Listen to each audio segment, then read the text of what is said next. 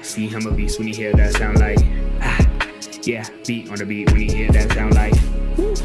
Yeah, bitch on the champ only need one round like yeah, me, I'm a G-Ring. Undefeated in the UFC, Brady Bam Bam Hiestand. Brady, my man, how's it going? Dude, living the dream, brother. How you doing? Great, man. Thank you for joining. 1-0 in the promotion. I mean, that's got to feel great. Oh, it feels amazing, especially coming off, like a close decision in the Ultimate Fighter. Finally getting that win on this high level, it just, it solidifies that I'm doing what I'm supposed to be doing. And I mean, it was a decision, but it was a very unanimous decision. Aside from the first 5 to 10 seconds of the fight, you dog walked them pretty much, for a lack of better terms. Do me a favor, best you can. Just walk me through that fight. Yeah, like you said, for those who haven't watched it, the first 10 seconds, weren't my best highlights. I went out there and I did exactly what we worked on not to do. I was told because, we worked on it because he's a really good boxer, got really crisp combos, fast hands, not to overextend and leave my chin up in the air. And the first combo I throw is a 1-2. My chin's up in the air and I'm overextended, and he capitalized on it. So good on Fernie for that. He hit me with a hook, ended with a cross, dropped me for a split second, but then I came back. And but before you keep going, let me just ask you about getting dropped, because I haven't watched your whole career, but from what I have seen, that was the first time you've been dropped, right?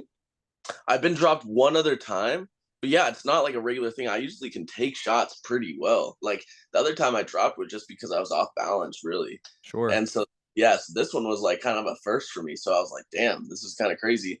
And it was like such a quick drop that I wouldn't even consider it like a full drop, because my hand hit the ground and I just popped right back up. I mean, dude, that's the beauty of being 23 years old. You got that fresh chin still, man. No, for sure. And I ain't trying to get it dropped anymore, so let's keep it fresh. Now, was that like small little lapse in the fight? Was that maybe just like nerves, like, oh shit, I'm in the UFC, oops, gotta not do that again? Or did he just catch you? Dude, I think maybe it was just like a little bit of like getting back in there, kind of it kept me honest, because I was like, I started moving with the guy and I'm like looking at him. I'm like, dude, I'm going to fuck this dude up.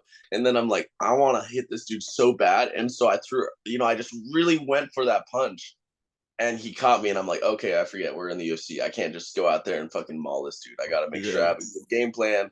And I'm, he has really good boxing. Don't be an idiot out there. And so it just kept me honest, and a little like, kind of reminded me what level we're at. So when you recovered from the punch, go on, walk me through the rest of the fight. Yeah, so I recovered and immediately grabbed the single, just because like one of the things is I have such high confidence in my grappling that I feel like I can grapple with anyone in the division, all the way up to Aljamain. I feel like I can grapple with him. And so, whenever anything goes a little haywire, I just go to grappling. And so I just started grappling, and obviously it worked out because he tried to do a choke that wasn't, it was tight, but it wasn't like going to finish me. I just knew how to get out of it. Then grabbed the single. He sprawled a little bit, got on rear naked choke that was half on the back, and then I still had his legs. I transitioned over to side mount, and then kind of dominated from there. And then I went to north-south, and he rolled out and stood up. And as he stood up, I did a flying knee. And then I tried to throw a 1-2 again, and the two just barely missed. I remember watching that fight, and I was like, damn, that would have been a good one to connect with. But then the round ended, and then round 2 came out, and I felt comfortable. Round 2 and 3, I felt comfortable from there on. And so I tried to do a little more striking, got a few head kicks in there. And then when I was ready, took him down and kind of dominated the ground. I was really disappointed in myself because I couldn't get the finish, because I was getting to these positions where I should have ripped his head off. And, that was just my bad. I wish, and I know I can finish these guys there. So I just need to get there again and show people that I can put these guys away. Yeah, man. And I mean, a UD for your debut, that's great, man. It's not like a controversial split decision. No question in doubt. You beat Fernie Garcia. Hats off to you, man. Loved watching it. Your first time in the UFC octagon, I know it was at the Apex, but was there anything you weren't expecting, like on the production side of things or in the octagon, your opponent's skill level, anything? I think not with production or anything, because I was on the Ultimate Fighter, and so sure, it was at the Apex, and so that was technically my 4th fight at the Apex, even though it was my first official UFC fight. So I was really actually comfortable there, which I think actually played to my advantage, which was pretty cool. The one thing that did surprise me was Fernie's defense with his grappling. You know, I am a finisher in the grappling department. If I get people in positions, usually I take their heads off or I ground and pound them. And he had really good defense. He wasn't letting me get off because I knew if I got off and just started punching him, he was going to explode up, which he did a few times. And then when I tried to go for those submissions, like in that third round when I was back, he was really good at protecting his neck. So good on Fernie.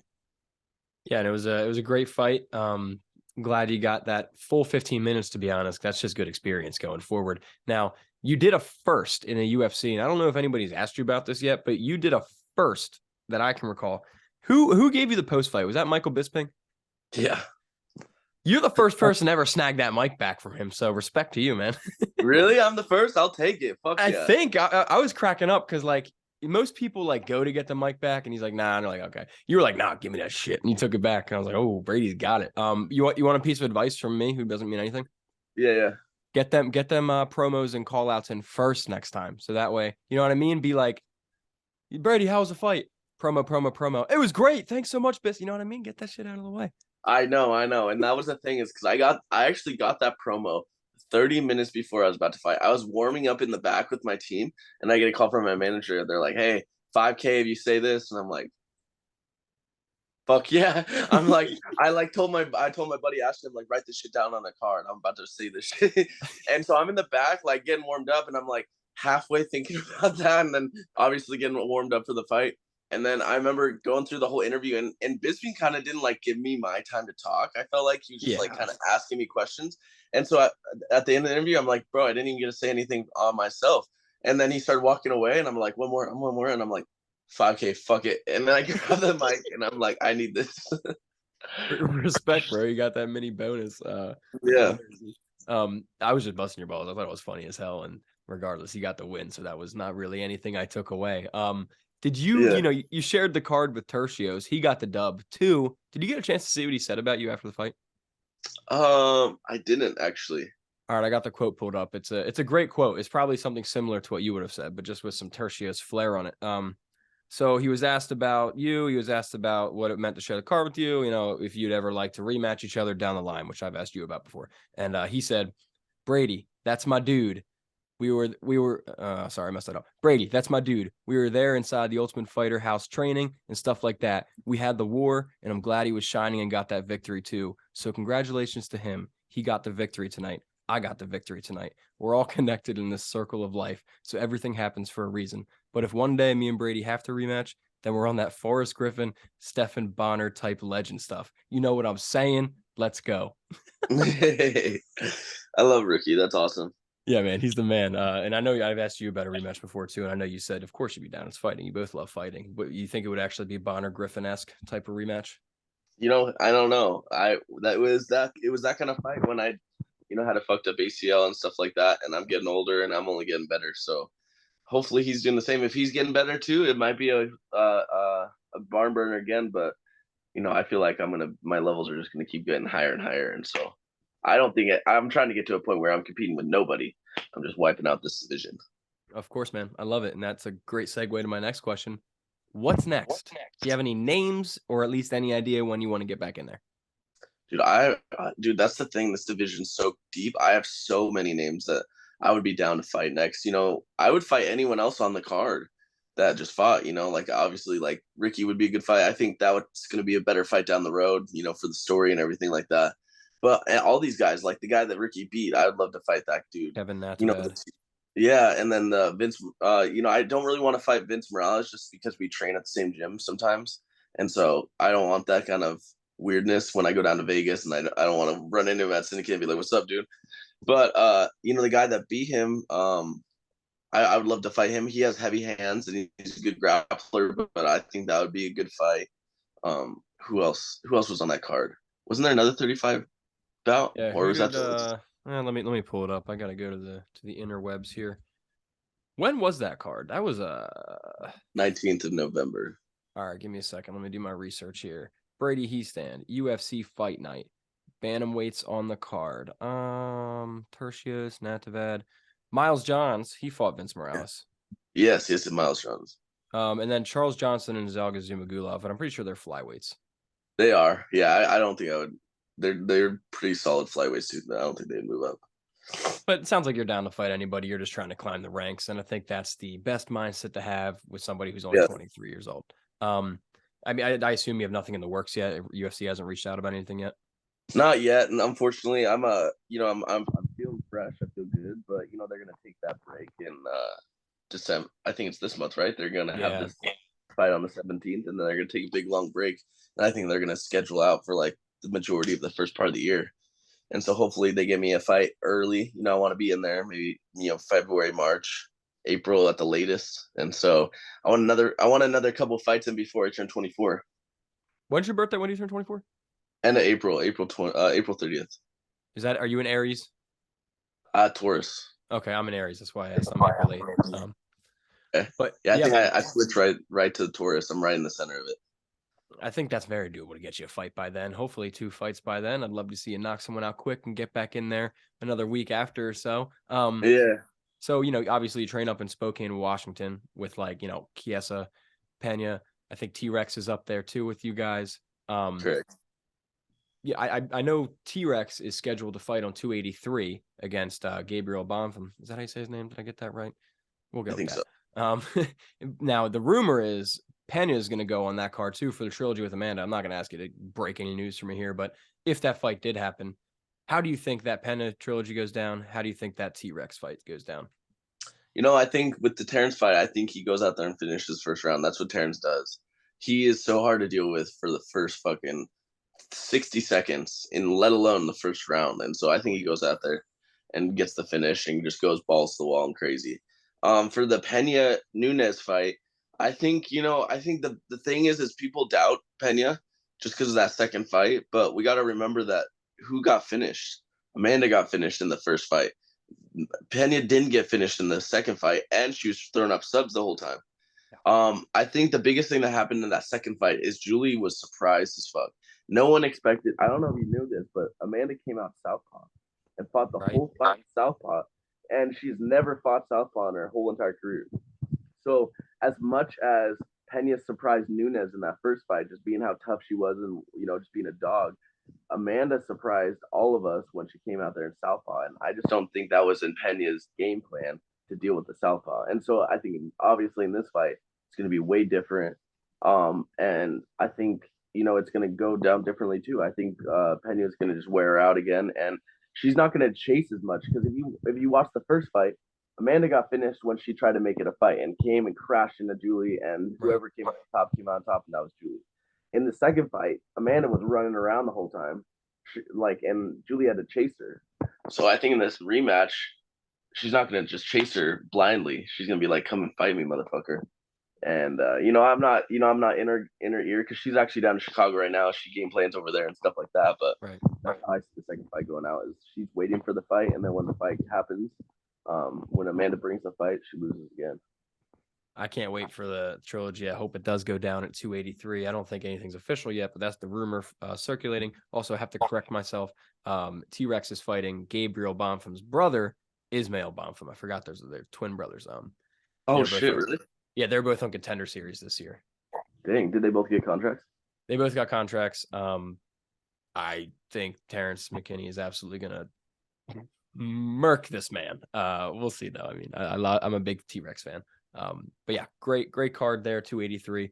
Hope Pena can get the main event against Nunes. Brady, I've asked you this before, but there's gonna be new people watching this video opposed to last time. So just refresh everybody watching. Your ultimate career goals. Lay them out for me and kind of like the stepping stones to get there. Yeah, I obviously felt in that, but I want to create a legacy. I want to be in this fucking sport for a long time. I want to stay in it at least until I'm 35. I want to have a lot of fights in the UFC. I want to create a big name. I want to be one of the legends like GSP or Anderson Silva, and I want to end out on top. How I get there, I got to win these fights. So I think I'll probably get 1 or 2 more fights. 3 more fights maybe at the most, and then I start breaking into the top 10, maybe get a couple fights there, then top 5, couple fights there, and then title shot. And so I'm thinking probably like 2-3 years is once I'm going to get to that title shot. Love it, man. That's prime athletic age, dude. 26, 27 years old. You're going to be a mean machine out there. Yes, sir. Man, let me tell you, I don't like to get super personable in these interviews because I'm recording and I post it. But I have to tell you, professionalism aside, man, watching you since Tough 29, having talked with you twice before and now just means a lot, dude. You give me the time because like I'm a fan along with a media member. So watching your climb to the top, dude, like me and my wife watching your debut on my couch or whenever it was a couple weeks ago, like thank you, dude. We have a blast. I couldn't work without you guys. I couldn't be a fan without you guys. So thank you. And I'm here with the ride to the top, bro. Hope it comes to fruition, man. Let's get it. And it's the same way for us. You give us a platform to talk about our careers, our fights, and all that good stuff. So I'm thankful for you too, brother. Of course, bro. Of course. You see that Patty Ariel drama this week at all? Dude, I did. That was kind of funny. I didn't even know that they were gonna do a podcast. I need to go back and actually watch the full podcast with Patty and Dana. But yeah, that just spices it up. Everyone hates Ariel, it seems like.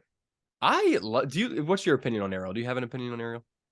I think it's both. I don't mind him. I think he does a lot for the fighters because he like brings them on and gives them good like light and stuff like that. I think he is like an attention grabber, so he's gonna try to stir the pot. He really picks out what you say and he can kind of distort it a little bit.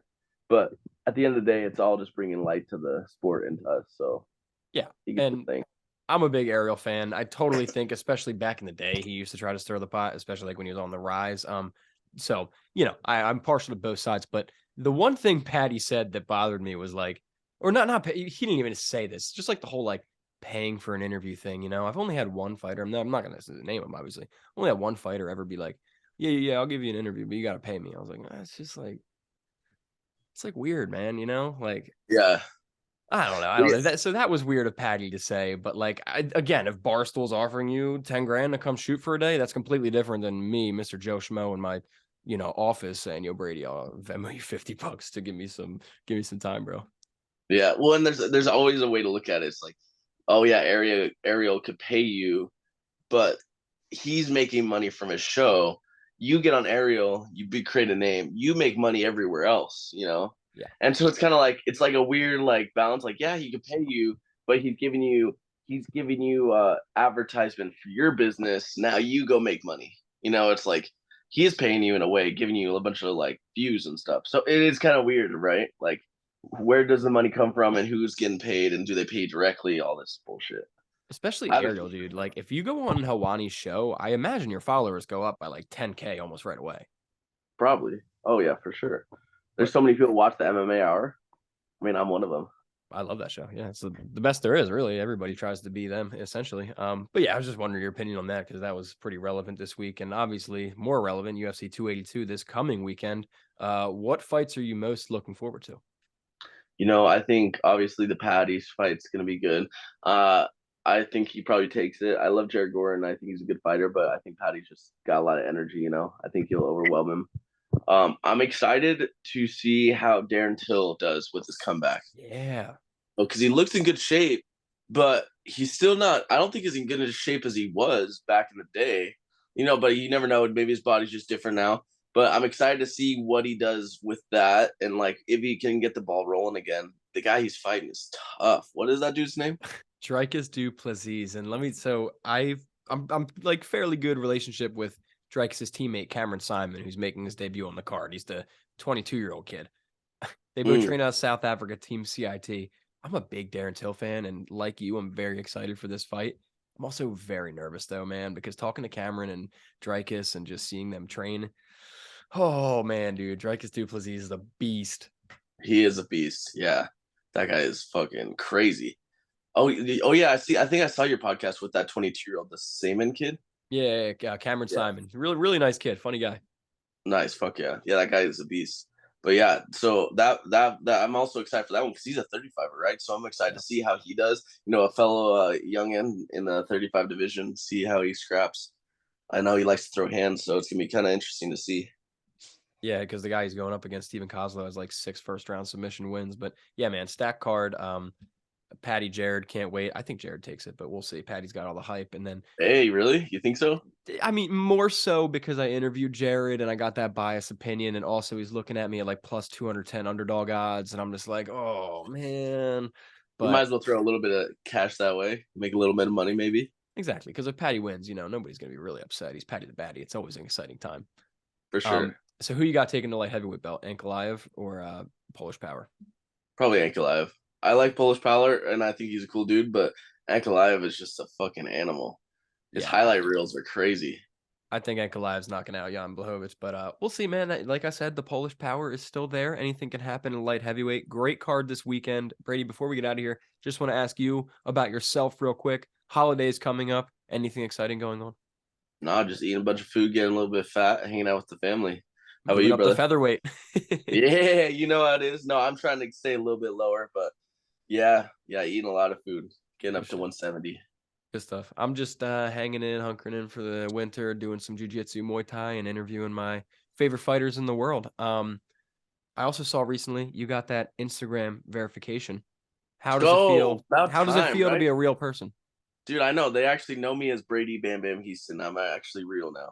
I know it's good. I don't even know where it came from, really. I've applied like a year ago and then Yeah. finally came through. So I don't know. Maybe they're like, oh, he won a fight. Now he can be verified. Yeah, Kiesa hit up Zuckerberg for you. He's like, yo, get this guy in, dude. he must have. He must have. Maybe it was my management. Maybe it was Kiesa. Maybe it was Julie. I don't even know. But Well, whoever did it, thank Zuckerberg's a you. big UFC fan too. So he might have and I know Facebook owns Instagram. So maybe, I don't know, maybe he's like, yo, get my man's Brady verified. Yeah, maybe he liked that fight. Maybe that was what it was. He went back and watched. He's like, damn, this guy deserves to be verified. This guy's the future champ. Hey, at least I think so. I love the fight too. Brady, that's all I got for you today, man. Not much to talk about because we talk so often. You got the dub, and you're kind of just recouping, waiting to see what's next, as we all are. So thank you again, my man. Enjoy the holidays. And everybody, go follow Mr. Brady Bam Bam Hiestand. I will link all of his stuff below. Brady, you the man, bro. Yeah, thank you, brother. I appreciate it.